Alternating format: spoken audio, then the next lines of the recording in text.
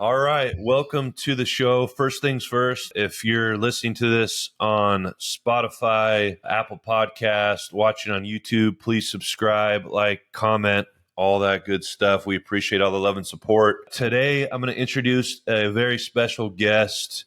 He is the CEO of Precision Medical Products. He started this business out of his own garage and is now well over $100 million company. Another fun fact about this guest, he built the largest residential pool ever in California. He pretty much went to Hawaii, was at a resort. He's like, yeah, I want this in my backyard in California. So without further ado, Jeremy Perkins, CEO, Precision Medical Products. Thank you for taking the time to come to the show. And what a ride it's been for you, right? Can you explain what it's been like to have a company in your garage to building a multi-million-dollar pool in your backyard? Yeah, so I started Precision Medical Products. It was actually about 13 years ago. So I actually just started because the company I was with at the time was like, I was just having a lot of frustrations with them. They kept lowering commissions for sales reps and stuff. So I'm like, I'm gonna do it myself. So in the beginning, it was real small. It was just me, the first month, and then I hired like a buddy month 2, and then we just had a couple of friends join. I never thought, like, today we're in 44 states. We had another state last month. So yeah, 44 states, about 260 employees. And we did about 60 million last year. And we're cutting back this year, kind of. We can talk about that, but just being strategic with some basically making things more profitable. So we'll finish this year about 45, 50 million. That's the high level of what we did. Probably the most thing I'm proud of, though, instead of being like, there's a lot of companies out there, but one of the things we really take a lot of pride in, we have 22 patents, 22 medical device patents. We've created and innovated a lot of great technology the last 5 years that helps save lives, and it really helps patients rehab and get back to health quicker. So our main product prevents blood clots, and I don't know if do you guys know much about blood clots? I don't know. A little bit. Yeah, I feel it's one of those things that you don't really know until it's too late, right? Like that's the problem. I think I remember reading about your company, and that was the big thing is you have a device that can, stop that or basically detect it before it's too late. You get a blood clot to the brain, you're done, So yeah, tell us about that. That's pretty interesting. Yes, that's kind of been our company in the last 13 years is we either distribute other people's products or we do our own product. So there's a couple of core products we have that are ours.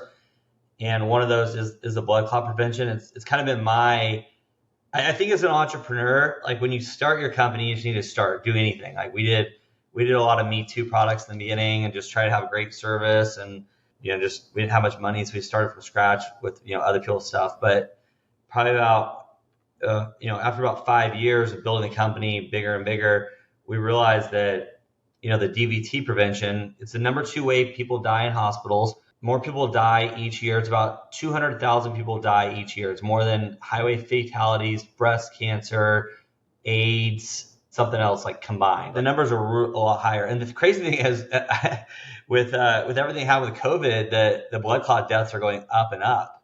And I'm not getting into politics or anything. What's that can of worms there that you just opened up? I didn't notice. Yeah, I stay out of that, man. I got 260 employees there. You end up pissing off people either way. So regardless of that, there is more blood clots, and however that happens, but there's been more blood clots, and our whole goal and vision with the company, our main device goes home with patients. So about 10 years ago, this whole thing, what you alluded to, Brandon, it's called a silent killer. So nobody knows about it until you have like, oh, my uncle just died from a blood clot. Like I didn't even know what it was. And they dive into it, and it happens to old people and young people. One of the people we've sponsored the last, I think, 6 years now was a high school runner out of Rockland High School, right, where we're all from. She died at age 16 from a blood clot. So she was for medication. She was on birth control at a young age for some other issues, and she developed a clot and passed away at age 16. So it's pretty crazy, like there's not a lot of education out there on it. So that is our purpose. I don't want to go long-winded on it, but That's kind of what we wake up every day is like, how do we save lives and prevent blood clots? Our device goes home with patients, and they wear it in the house. So Yeah, that hits home for me. I had one of my best friends in college. He had knee surgery, and he was just sitting out by his truck, got a blood clot to the brain, fell down, hit his head, coma, and passed away. So that definitely hits home for me. How like so someone like people like us, right? How would we even get that started? Like, right, like do we ask our provider, or is there a specific product that you guys recommend that you make that obviously you feel works the best, or how would an average guy get checked for something like that? I mean, as much as I like to push our product, like it helps and stuff, but the reality is there's like three ways people can get blood clots, right? It's one of them's having surgery. So if you just had like a recent surgery, it's called vessel wall damage. So it's because there's an incision that you're more likely to have a clot occur. So that's one way, and that's what our device does. It goes home with the patient. You wear it from 7 days to 30 days, and just when you're laying there, it squeezes your calves and pumps blood. It like mimics what you do by walking, right? Which is number two, way people, get blood clots is just not, they call it non-ambulatory. So it's like you're not moving, but that might not be from surgery. That might be from, I don't know, you just broke your foot, or, I mean, like obese people, for example, a lot of it just like don't move much in general, another big example of way people got them is like long plane flights. You'll go on like a plane flight internationally, and you're on a plane for 12 hours, 14 hours, you're sitting there the whole time. So you don't want your body like not move, not ambulating. So like little things, like if you're on a plane, like get up every 2-3 hours, just move around, walk, go to the bathroom, come back. Just walking alone gets the blood moving, and that's what prevents the clot. So it's things like that. There's also like certain medications like birth control and other things that can make you more high risk. There's something called thrombolytic factor 5, so you'd be genetically more disposed to, or more likely to get a blood clot. So there's little things like that. But at the end of the day, it really comes down to education. The main thing that like save your life is if you ever feel your calf swollen a little bit or red, or it's tender to the touch, you can feel a little swelling. It feels different. Go get checked out immediately. Like they can put a Doppler on you. If you catch a blood clot right away, you're fine. Like they'll put you on a blood thinner. You'll be good to go. I think it's like 99% survival rate at that point. All right, is there a at-home kit or anything like that, or do you have to go through your provider? No, because you're going to go in a urgent care or like an emergency room and get a Doppler done. They're gonna use one of the actual Dopplers and see if there's a clot in there. But the problem is like, and I'm the kind of same way. I'm the worst person on this. Like I only go to the doctor once a year. In all reality, I probably go once every 3 years. I don't know. I feel like I work out. I'm healthy. Like my body can fight things. It's kind of like probably the attitude a lot of people have. So it's one of those things where you just got to know that particular thing, like your calf swollen, because that's where a lot of blood clots occurs in your calf, and it moves up your leg and into your lungs. You get a pulmonary embolism and you die. Like it's the silent killer is crazy. So that's my whole thing. Like just education. If you ever experience that, then one of our sales reps. Do you know Corey Fretland at all? He's out of Rockland. No, I don't know him. His neighbor was out walking one day and walked by his neighbor, and his neighbor's like, "Oh man, I've been sick, laying down, like my calf hurts, it's swollen." He's like, "You got to get checked right away." He's like, "That's what I do for a living." And Corey told me about it in the beginning. He's like, "I thought I was just paranoid because it's like, well, we live in this every day and hear bad stories, But the guy went in and had a blood clot and was actually moving up his leg. They caught it, and they're like, "You would have been dead within 4 or 5 days if he wouldn't have told you about that." So it's like, yeah, I had no idea. I don't know. Like now I'm stretching my calf right now. I'm like, man, I'm going to be checking out my calf every morning. Yeah, no, this definitely hits close to home for me. My sister just recently had surgery, and she's been, laid up in bed for a few days and really can't move much. It's a hip replacement type thing. So, I mean, she's kind of stuck. She can't do much.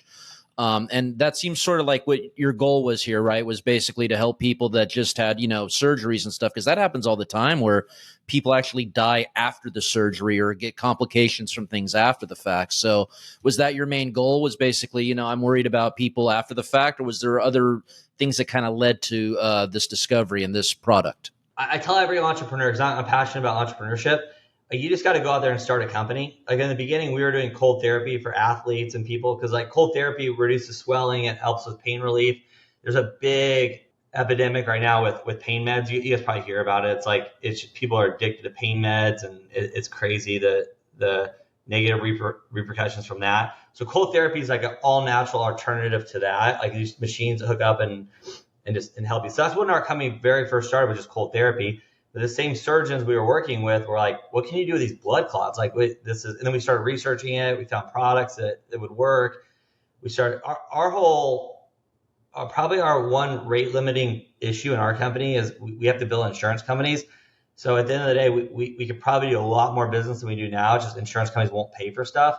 So we're like, I have 86 people in our company. I mean, you look at the quick numbers, about 1/4 of all people we have in our company work solely in the billing department to get stuff billed out. Like we fight with insurance companies all day. They don't want to pay for stuff. So not to be long-winded on it, that's kind of what happened. Like we were doing cold therapy, we were doing bracing, other products, and then you just listen to your customers, and they're like, you know, the surgeons we work with are our customers, and they said, you know, what can you do for this particular device?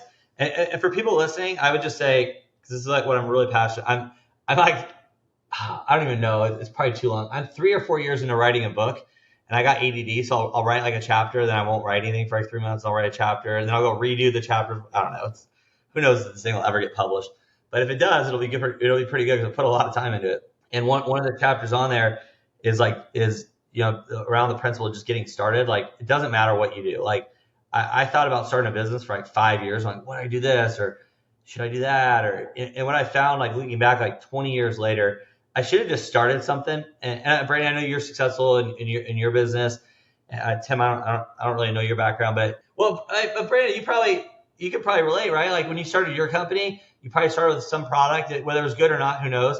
But then you evolve like month by month, quarter by quarter, and you bring on new stuff. So that's what I really encourage people to do. There's so many people I talk to. They're like, hey, I want to start a company. What do you think about this idea? I'm like, just freaking do it. Like, even if your idea sucks and you get going, you talk to other people, you might pivot and you might change your company right away to something else.